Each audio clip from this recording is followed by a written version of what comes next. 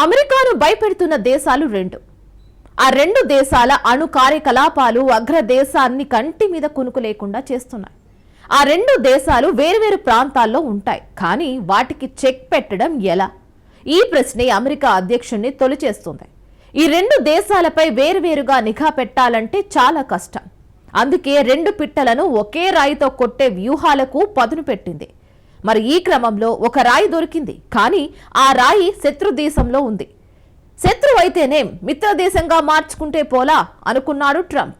వెంటనే action plan ను start చేశాడు. శత్రు దేశంలో అమెరికా వదిలేసిన అతిపెద్ద ఎయిర్ బేస్ పై కన్నేశాడు.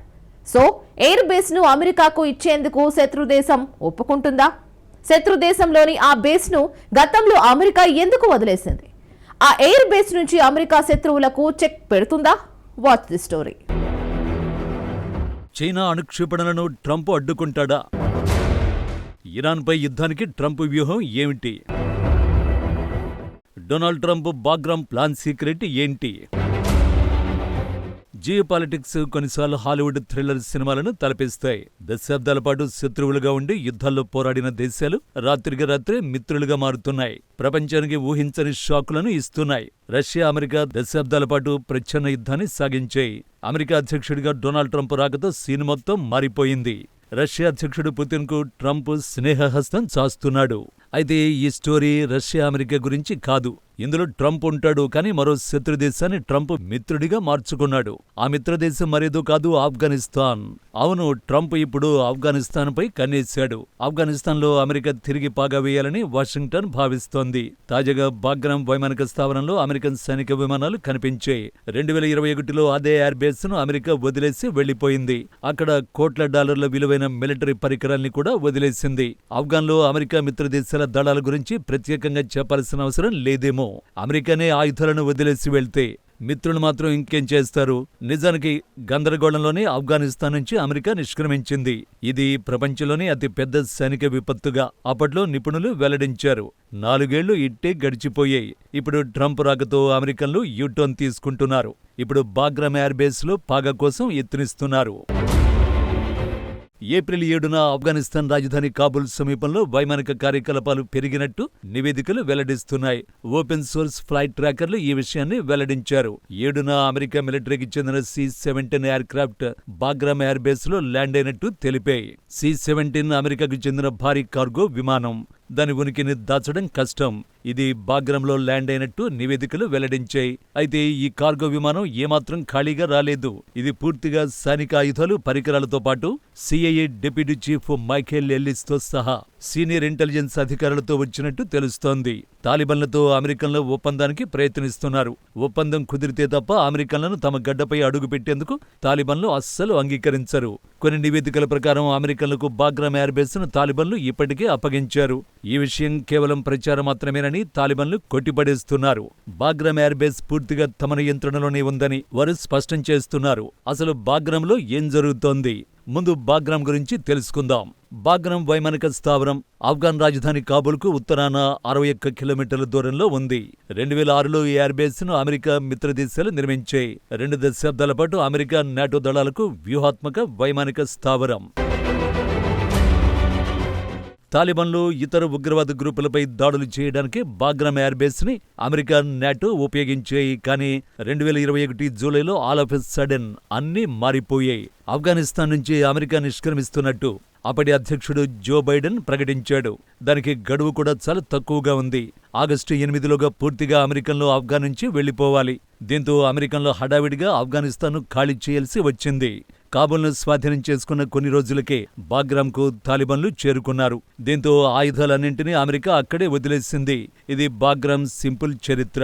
4 ఏళ్ల తర్వాత తిరిగి బాగ్రామ్లో పాగా వేయాలని అమెరికా తీవ్రంగా ప్రయత్నిస్తోంది.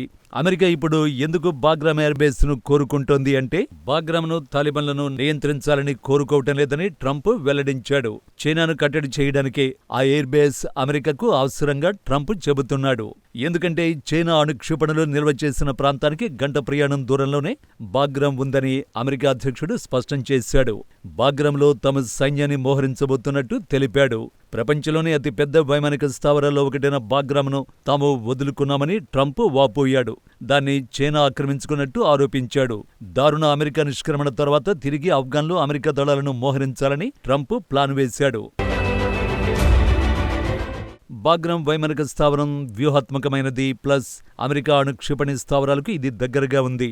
అమెరికా అధ్యక్షుడు ట్రంప్ చెప్పింది నిజమే, కానీ బాగ్రామ్ ఎయిర్ బేస్ను ఇప్పుడు చైనా ఆక్రమించిందని కూడా ట్రంప్ ఆరోపిస్తున్నాడు. కానీ అక్కడ చైనా ఉనికి ఉందా లేదా అన్నది మాత్రం ఖచ్చితంగా తెలియదు. అయితే వైమానిక స్థావరం మాత్రం చాలా ముఖ్యమైనది.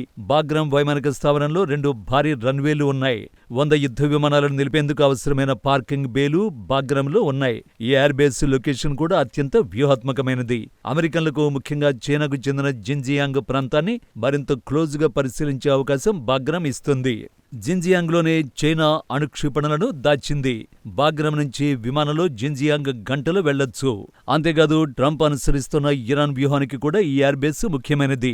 ఒకవేళ ఇరాన్పై యుద్ధానికి దిగితే బాగ్రామ్ నుంచి అమెరికా దాడికి ఈజీ అవుతుంది. బాగ్రామ్ ఎయిర్ బేస్ అమెరికా కంట్రోల్లో ఉంటే ఇరాన్ను బెదిరించేందుకు చక్కటి వ్యూహం అన్నమాట. ఇరాన్ వెనుక భాగంలోనే అమెరికా యుద్ధ విమానాలను మోహరించొచ్చు. అందుకే అమెరికా బాగ్రామ్ బేస్ను తిరిగి కంట్రోల్కి తీసుకునేందుకు ఆసక్తి చూపుతోంది. బాగ్రామ్లో అడుగుపెట్టి బీజింగ్ తెహ్రాన్కు అమెరికా సందేశాన్ని పంపుతోంది. ఒకే రాయితో 2 పక్షుల్ని చంపడానికి ట్రంప్ ప్రయత్నిస్తున్నాడు. అంటే చైనా, ఇరాన్ దెబ్బకొట్టేందుకు ఒకే బాంబును ట్రంప్ ఉపయోగిస్తున్నాడు. ఆ బాంబే బాగ్రామ్ ఎయిర్ బేస్. ఇక్కడ ఆఫ్ఘనిస్తాన్ పాలకులు, తాలిబాన్ల పరిస్థితి ఏమిటి? అమెరికన్లను తరిమేయడానికి ఘోరమైన యుద్ధాలను తాలిబాన్లు చేశారు. చివరికి ఆఫ్ఘనిస్తాన్ను సొంతం చేసుకున్నారు. అలాంటిది ఇప్పుడు అమెరికన్ల రాకను తాలిబాన్లు ఎలా స్వాగతిస్తారు?